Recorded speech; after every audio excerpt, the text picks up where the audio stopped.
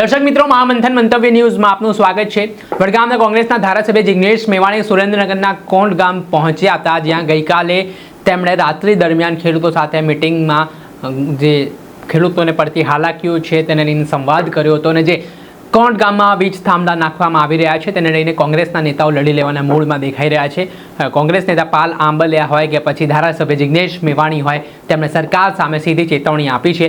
આગામી 15 તારીખે ટ્રેક્ટર માર્ચનું પણ આયોજન કરવામાં આવ્યું છે। ત્યારે આ મામલે ફરી એકવાર અડધી રાત્રે ધારાસભ્ય જિગ્નેશ મેવાણીના આકરા તેવર સામે આવ્યા। તેમણે સરકારને ચેતવતા શું કહ્યું તે સાંભળો। अरे धरती से क्या नाता है, धरती हमारी माता है। आनी कोई हाथ ज ऊंचा नहीं थता, बोला तो ये नहीं। जय जय जय जय जय जवान, जय किसान, जय किसान, जय जय जय जय जय जवान, जय किसान, जय किसान। हमें तो एक ज गुण,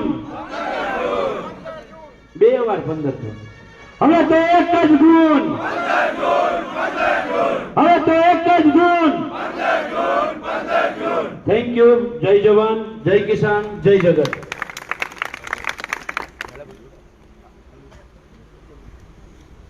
मनोजभाई ने दिल्ली जवानुं होवाथी अने एने राजकोट थी फ्लाइट छे એટલે આપણી વચ્ચેથી રજા લે છે। હવે હું માનનીય ધારાસભ્ય શ્રી જિગ્નેશભાઈ મેવાણીને વિનંતી કરું કે સભાને અનુરૂપ જિગ્નેશભાઈ વાત કરે। 5-7 મિનિટ થી વધારે સમય નહીં લઉં। પાલ ભાઈએ એમણે ગાવસ્કર જેવી વિગતે બેટિંગ કરી એટલે હું સહેવાગની જેમ પતાવી દઈશ। આપ સૌ સરપંચશ્રીઓ, વિસ્તારના સૌ સન્માનનીય વડીલો, આગેવાનો, યુવાનો અને ધરતીપુત્રો, પાલભાઈ બોલતા હતા અને બેઠા બેઠા મારા મનમાં એક વિચાર ચાલતો હતો। આજથી 50 વર્ષ પછીના આપણા સંતાનો આપણને ગૌરવપૂર્વક યાદ કરે એવી લડત આપણે લડીએ છીએ। આ સવાલ પોતાના આત્માને પૂછવાનો છે। સ્ત્રીઓને મણિપુરમાં નગ્ન કરીને ફેરવી અને આ ભારત ભૂમિ, ગાંધી સરદારનું ગુજરાત, એક 100 જણાએ કે આવેદન પત્ર આપ્યું અને જો ના તો તમારા અને મારા પરિવારના સંતાનો આજથી 25 વર્ષે, 50 વર્ષે, 75 વર્ષે, 100 વર્ષે આપણો ઇતિહાસ વાંચીને આપણને વંદન કે સલામ કરશે। 690 ખેડૂતો દિલ્હીની સડકો પર આ સરકારની સામે ઝઝૂમતા ઝઝૂમતા ઝઝૂમતા મરી ગયા। 2 મર્યા, 5 મર્યા, 10 મર્યા, 50 મર્યા, 100, 200, 250, 400, 500, 600, 690। આ જામ સાહેબની ધરતીમાંથી એક 500 લોકોએ આવેદન પત્ર આપ્યું કે તમે શું કરી રહ્યા છો ખેડૂતો સાથે। આપ્યું કોઈ નીકળ્યું? ઉત્તર પ્રદેશમાં લખીમપુર ખીરીમાં ભાજપના એક મંત્રીના દીકરાએ આખી છાતી ઉપર ગાડી ચઢાવી દીધી, ચકડીને કચડીને ચૂંથી નાખ્યો, મારી નાખ્યો ખેડૂતને। શું રિએક્શન આપણે આપ્યું? આપણે કોઈ પ્રતિક્રિયા? આપણે ક્યાં હાઈવે પર ચક્કાજામ કર્યો? કોઈ ટ્રેન રોકી? કોઈ રસ્તા રોક્યા? 72 કલાકના ઉપવાસ ઉપર બેઠા? એ નહીં, 100 જણા આવેદન પત્ર આપવા ગયા કે અમારા જેવા ખેડૂત છે પણ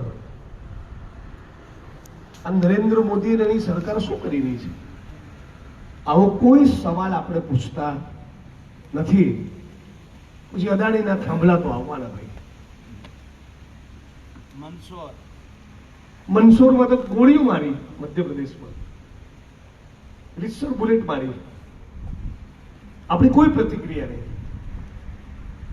તો ધારો કે આમ કોઈ ઓસ્ટ્રેલિયાનો માણસ અહીંયા આવે, કોઈ અમેરિકાનો માણસ અહીંયા આવે, કોઈ ચાઇનાનો માણસ અહીંયા એવું કે હે તમે ભગતસિંહના દેશના છો, આપણે શું જવાબ આપીએ? એમ તમે સરદાર પટેલના ગુજરાતના છો એમ, તો આપણે શું જવાબ આપીએ? દાંત જ કાઢીએ ને. કેટલા બહાદુર ને વીર પુરુષો છે નહીં આપણે? થોડું ચચરેવું બોલું છું, વાંધો નહીં.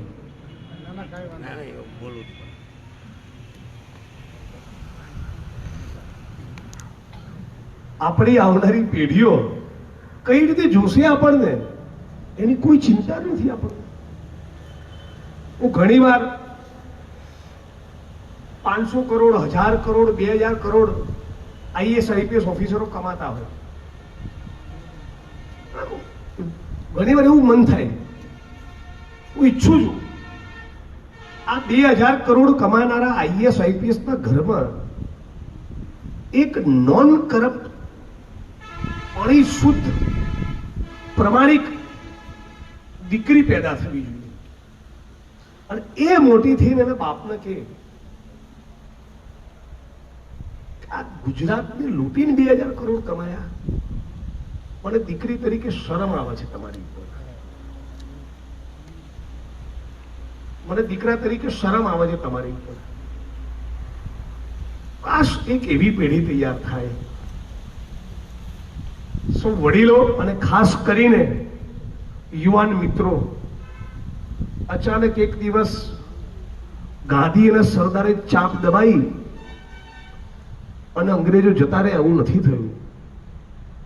23 વર્ષની ઉંમર હતી ભગતસિંહની જ્યારે ફાંસીના માચડે લટક્યા. ભગતસિંહની જનેતાને ગમ્યું હશે? આપણા દીકરાને પીએસઆઈ કે પીઆઈ ઠપકો બી આપે ને, ખબરદાર જો રેલીમાં ગયો તો આપણે જ કહીએ ના જતો લે પૈસાનો મને વાંચ. ભગતસિંહની માને ગમ્યું હશે? કાળા પાણીની સજા, અંડમાન નિકોબારની જેલ, કેટલા હજારો હજાર, લાખો લાખ કોંગ્રેસના સિપાહીઓએ પીઠ પર દંડા ખાધા, છાતી પર ગોળીઓ ખાધી, લાંબી લાંબી જેલની યાતનાઓ ભોગવી. અને આ નાલાયકો એવું કહે છે કે 70 વર્ષમાં શું કર્યું? પંડિત જવાહરલાલ નહેરુ 11.5 વર્ષ આ દેશ માટે જેલમાં હતા. 11 કલાક જે જેલમાં નથી રહ્યા એ નહેરુજીને સવાલ પૂછે છે. મૌલાના આઝાદ ભારતના પહેલા શિક્ષા મંત્રી 9.5 વર્ષ જેલમાં રહ્યા છે. આ દેશમાં આપણે અહીં બેઠા છીએ, આમાંથી આંદોલન કરતા કરતા 100 દિવસ જેલમાં રહેવું કોઈ છે?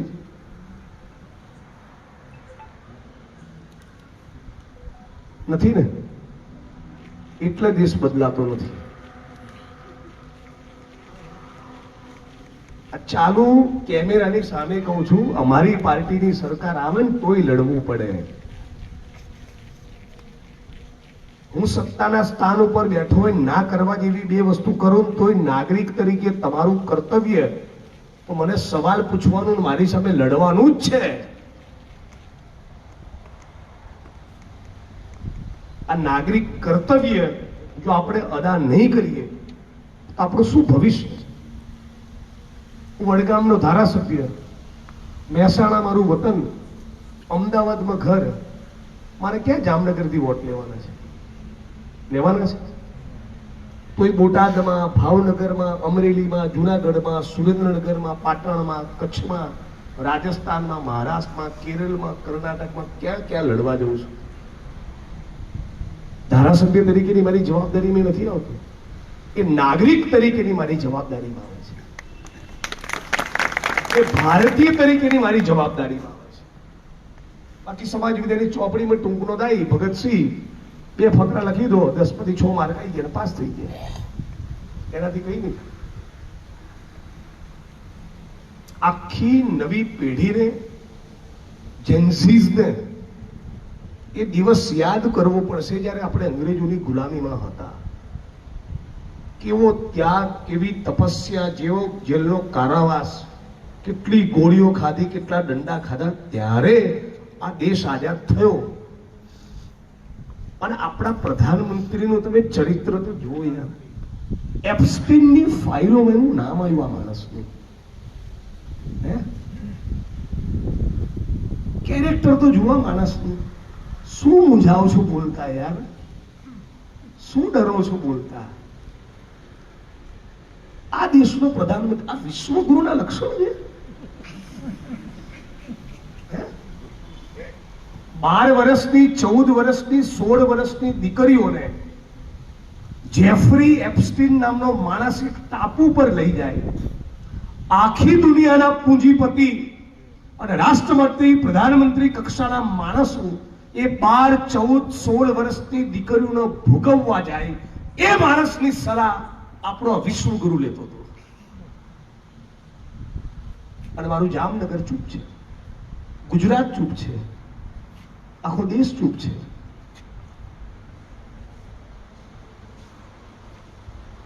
અને પછી તમારા ને મારા કરતા વધારે પાવરથી ભારત માતા કી જયનો નારો લગાવશે લાલ કિલ્લાની પ્રાચીર પર. વાહ નરેન્દ્ર વાહ. આમ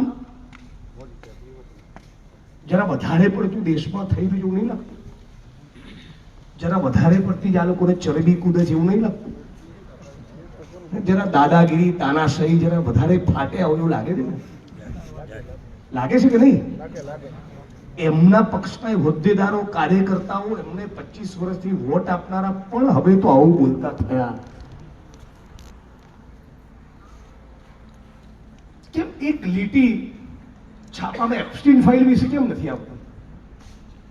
અને વચ્ચે સોશિયલ મીડિયામાં બહુ વિડીયો આવ્યા એ દીકરીઓને મારીને ટુકડા કરીને ખાધ્યા છે, એવી પણ એક વાત છે. એ બધા વિડીયો ક્યાં ગાયબ થઈ ગયા? તમે વિચાર કર્યો? આટલી બધી ચેનલો, દુનિયાની ચેનલો, એક અડધો કલાકનો એપિસોડ કેમ નહીં બનાવ્યો? કેમ બતાવો?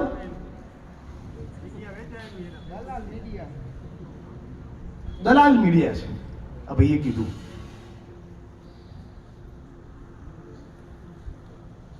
મીડિયાનું કામ સત્તાને સવાલ પૂછવાનું છે, એની ચાપલુસી કરવાનું નથી. આ તો સવાલ પંડિત જવાહરલાલ નહેરુને પૂછે છે.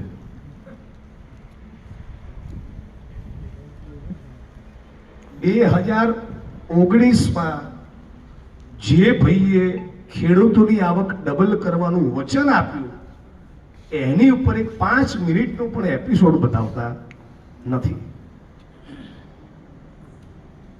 25 લાખ યુવાનોનું ભવિષ્ય બરબાદ થઈ ગયું. 25 લાખ. અને ગુજરાત મોડલ છે. કેમ? કેમ કે પહેલા નીટનું પેપર ફૂટ્યું એની પહેલા આપણા ગુજરાતમાં 25 પેપર ફૂટ્યા, પણ ગુજરાતી તરીકે આપણે રોડ ઉપર ઉતર્યા નહીં. આમની ઉંમરના છોકરાઓ, આમની ઉંમરના યુવાનો, તમને વ્યક્તિગત ના લેતા હું, પણ આમની પેઢી આઈપીએલની મેચો જોવા માટે 1.5 લાખ લોકો અમદાવાદના સ્ટેડિયમમાં જાય, પણ એના 10%, 15,000 લોકોએ અમદાવાદમાં રેલી ના કરી કે પેપર કેમ ફૂટે છે. એ ફૂટે જ ને.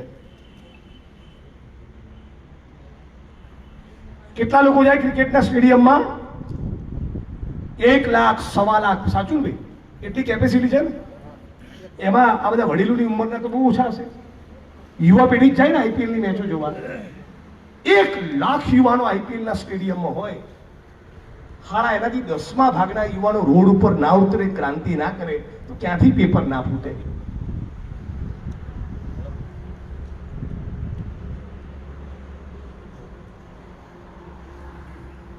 નકલી જેલ, નકલી કચેરી, નકલી સિંચાઈ વિભાગ, માતાજીના મંદિરનો પ્રસાદ નકલી, નકલી ટોલ નાકો, નકલી મેડિકલ કોલેજ, નકલી પીએસઆઈ, નકલી ડીવાયએસપી, નકલી એસપી, મુખ્યમંત્રી કાર્યાલયનો એક કર્મચારી નકલી, પ્રધાનમંત્રી કાર્યાલયનો એક કર્મચારી નકલી. આવું 70 વર્ષમાં ક્યાંય જોયું હતું? આટલું ધુપ્પલ આવું જગતના કોઈ ખૂણામાં નથી હો. જગત કહું છું, ભારતના ઇતિહાસમાં તો નહીં જ, પણ તોય પેલો ભાઈ કે હું મારો વિશ્વગુરુ છું, સમજણ જ નહીં પડતી મને તો. કઈ બાબતના ભાઈ વિશ્વગુરુ છે?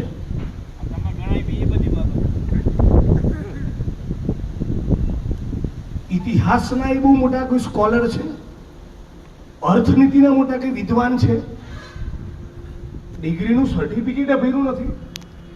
એક સોગંદનામામાં જુદું કે ચૂંટણીના, બીજા સોગંદનામામાં ધરાર જુઠ્ઠું કે नाली के गैस से चाय बनाता हूं. આ ટેકનોલોજી આખી માનવ સભ્યતામાં કોઈ જોડે નહીં જોઈ.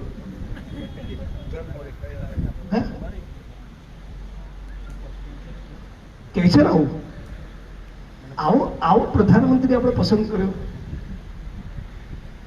કહું 3026 ના યુવાનો આપણી બહુ મજા લેશે, હે ને? 3040 ના યુવાનો આવા જબરા હતા, આવા મોદીને બોલો લાવતા હતા, એવું દાંત કાઢશે આપણી પર. એ વખતે પેલું પ્રધાનમંત્રી તો શું નામ, નરેન્દ્ર મોદી, હા પેલા નાલીના ગેસમાંથી ચાય બનાવવાનું કીધું હતો ને, હો ખોબે નો ખોબે વોટ આપતા હતા. ગુજરાત તો એટલું મહાન હતું, 30 વર્ષ વોટ આપ્યા. હશે એક પેઢી.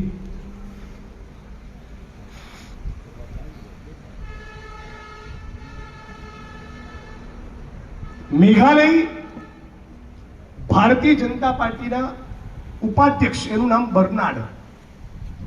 ગૂગલ કરજો, એની બધી વિગતો બહાર આવશે. એને ત્યાં રેડ પડી. વડીલ શું કરતા ઝડપાયા ખબર છે? ભારત માતા કી જય બોલનારા પ્રભુ શ્રી રામના ભક્ત મિસ્ટર બર્નાર્ડ, મેઘાલય ભારતીય જનતા પાર્ટીના પ્રદેશના ઉપાધ્યક્ષ, એના ફાર્મ હાઉસમાં રેડ પડી તો પોલીસના મિત્રોને 18 વર્ષથી નાની ઉંમરની 6 દીકરીઓ મળી. નેતાઓને પધરાવી દીધા હતા. આવો મારા ફાર્મ હાઉસ પર અને 18 વર્ષથી નાની ઉંમરની દીકરી જોડે મજા કરો. ગુસ્સો આવે છે કે આપણે ધમણી ને શીરાનું લોહી સુકાઈ ગયું છે. આવે છે ગુસ્સો છે ને? સુકાઈ ગયું છે લોહી. હે, આપણા ઘરોમાં બી છે ને બેન દીકરીઓ, માતાઓ છે કે નથી? આ નીચોનો વોટ આપીએ છીએ આપણે. આ ભારત ભૂમિના, આ માટીના ગદ્દારોને આપણે વોટ આપીએ છીએ કે આપણામાં શરમ લાજ જેવું બચ્યું છે કે નહીં?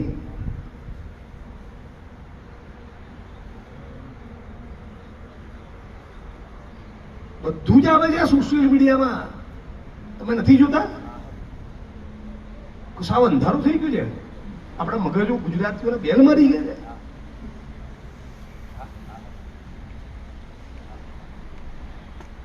કેટલા માણસો ભાજપના ડ્રગ્સના ધંધામાં પકડાયા. ડ્રગ્સ.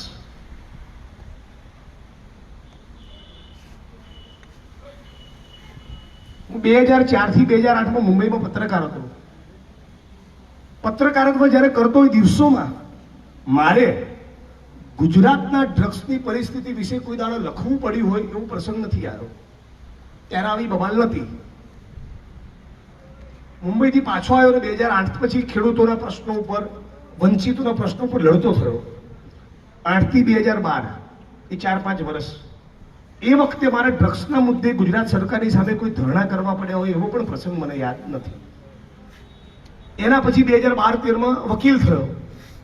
તો વકીલ તરીકે ડ્રગ્સના મુદ્દે મારે કોર્ટમાં, હાઈકોર્ટમાં કોઈ પિટિશન દાખલ કરવી પડી હોય એવો પ્રસંગ નથી.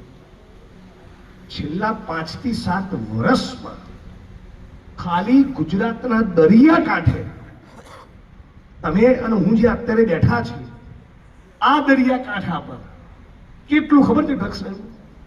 72,000 કરોડ.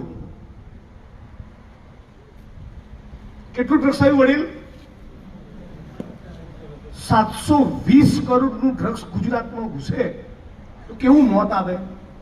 720 કરોડ નહીં, 7,200 કરોડ નહીં, 72,000 કરોડનું ડ્રગ્સ આવ્યું. બોલો જય શ્રી રામ.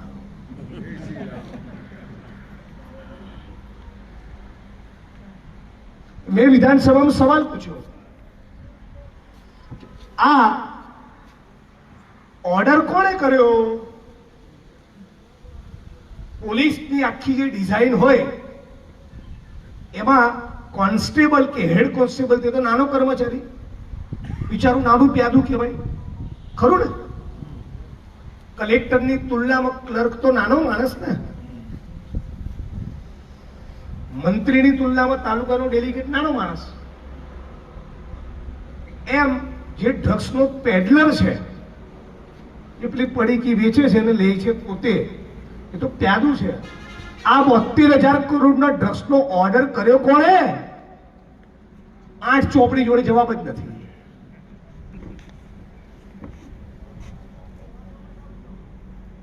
તમારો ને મારો હોલસેલનો ધંધો હોય અને હું એવું કહું, આપણે વર્ષોથી 25 વર્ષનો સંબંધ હોય, હું તમને એવું કહું કે કામ કરો ને 10 લાખનો સામાન કાલ મૂકી જાઓ, 2-4 મહિને પૈસા આપીશ, તો 20-25 વર્ષનો સંબંધ હોય અને જનરલી 1,00,000-1.5 લાખનો સામાન લઈ જતો હોય તો કે જિગ્નેશભાઈ બધું જોવું ના પડે, 10 લાખનો સામાન મૂકી જાવ. હું એવું કહું 340 કરોડનો મૂકી જાવ તો તાવ આવી જાય ને.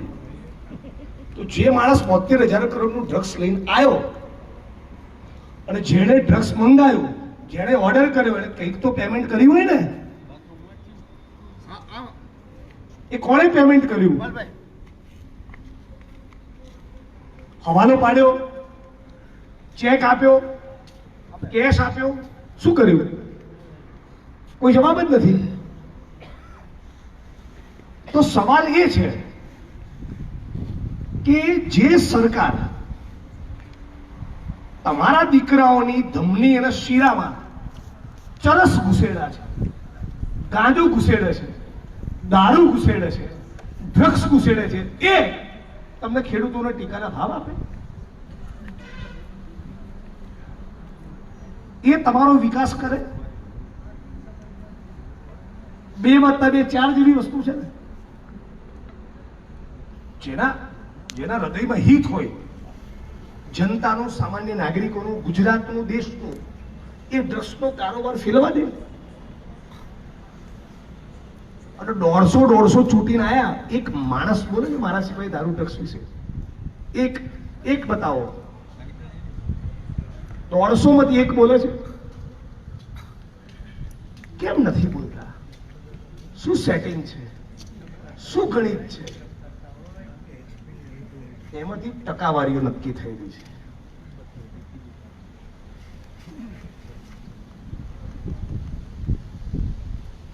તો જે બેફામ ચરસ, ગાંજો, દારૂ, ડ્રગ્સ ફેલાવતા હોય આપણા ગુજરાતમાં, એ કઈ રીતે ગુજરાતનો વિકાસ કરે આટલું તો સમજો મારા ગુજરાતીઓ. જેમની આટલી ચરિત્રની લીલાઓ બહાર આવેલી હોય, જેમના એપ્સ્ટીનમાં નામ હોય, 10, 12, 15, 20 વર્ષની દીકરીઓ પર બળાત્કારના સેંકડો વિડીયો આયા હોય. અચ્છા, એક સવાલ થાય છે, આપણા ગુજરાતમાં બધા સંતો મહંતો બહુ છે ને? ડાયરાઈ બહુ કરે છે, આવા કથાઈ બહુ કરે છે. એમાંથી એકે માણસ આ ખેડૂતોને આટલા જોડ્યા કેમ બોલતા નથી? બેન દીકરીઓ, માતા ઉપર આટલા બળાત્કારનો જુલ્મ થાય કેમ બોલતા નથી? ત્યારે બધું આધ્યાત્મિક જ્ઞાન કે અલગ થઈ જાય છે.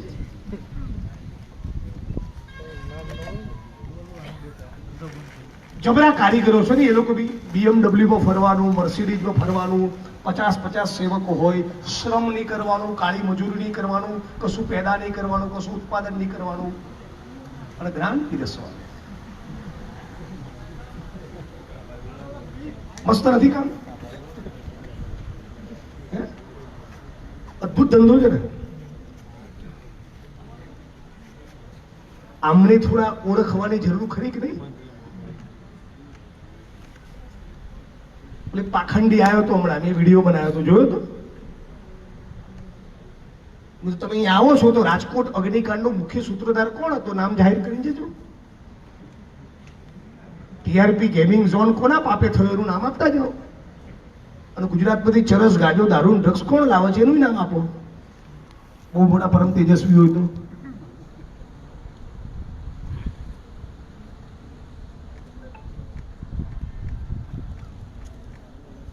આવું બોલું પછી મને આસામની જેલમાં નાખે જ ને. ખબર છે ને મને આસામની જેલમાં નાખે તો કેટલાને ખબર છે?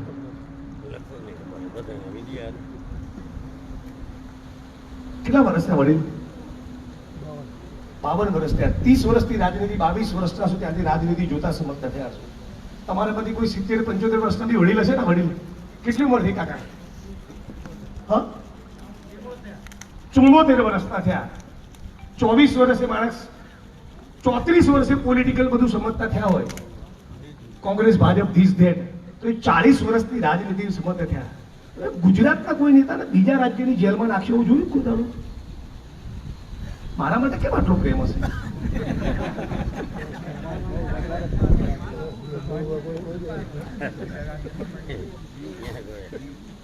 કેમ કે હું ટેકાના ભાવ વિશે બી બોલું છું, એપ્સ્ટીન ફાઇલ વિશે પણ બોલું છું. મૂળ મરચા એમાં લાગે છે. તમને ખબર નહીં વડીલ આસામની જેલમાં મને નાખ્યા પછી શું કર્યું? મહિલા પોલીસને મારી જોડે બેસાડીને છેડતીની એફઆઈઆર કરી મારી પર. એમની કસ્ટડીમાં એમના લોકઅપમાં હતો ત્યારે. કેવા ગજબના પ્રભુ શ્રી રામના ભક્તો છે નહીં? ક્યાં ચરિત્ર પાયા. વાહ મોદીજી વાહ. અને વસ્તી જો દમાદમ તાલુકા પંચાયતો એમની, જિલ્લા પંચાયતો એમની, નગરપાલિકાઓ એમની, મહાનગરપાલિકાઓ એમની, 150 ધારાસભ્ય અને થાંભલાય એમના.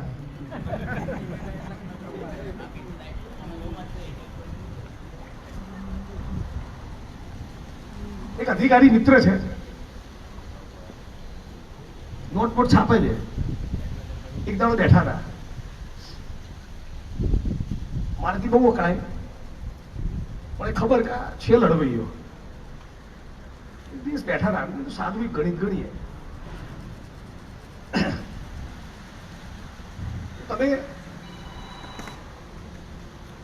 50 કરોડ બનાવ્યા હોય અને કોઈક રીતે એના વ્હાઈટમાં ફેરવી દો, અંડમ સંડમ ફંડમ કરીને, મહિને 35 લાખ રૂપિયા વ્યાજ આવે. રોજ 1 લાખ વાપરી શકો. આખો એક મહિનો તમે એડવાન્સમાં બુકિંગ કરાવી દો તો 5 સ્ટારનો રૂમ તમને 5000માં પડે. અને તમારી પત્ની બાળકો માટે બીજો 5000નો રૂમ રાખો તો 10000. બધા થઈને 10000નું ખાવાનું ખાઓ તો 20000. અને રોજ 20000નું શોપિંગ કરો, બજારમાંથી ખરીદી કરો તો 40000. રોજ 10,000નું પેટ્રોલ ડીઝલ ભાડો તો 50,000. એટલે 50 કરોડની મૂડી અકબંધ રહેતા વ્યાજના અડધા રૂપિયા વાપરી ના શકો. આ ગૌતમ અદાણી 7.5 લાખ કરોડનું શું કરશે યાર?